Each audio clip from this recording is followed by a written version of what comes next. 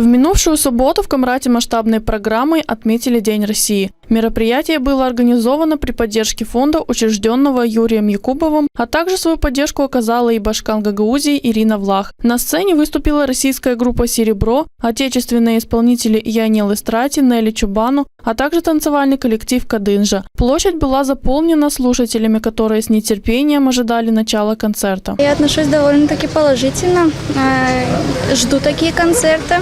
Особенно интересно зарубежные звезды, которые к нам приезжают. Что-то новое хочется послушать, увидеть, так как у самой нет возможности поехать туда. Поэтому хотелось бы, чтобы было побольше таких концертов. Я в курсе то, что приедет моя любимая группа, это «Серебро».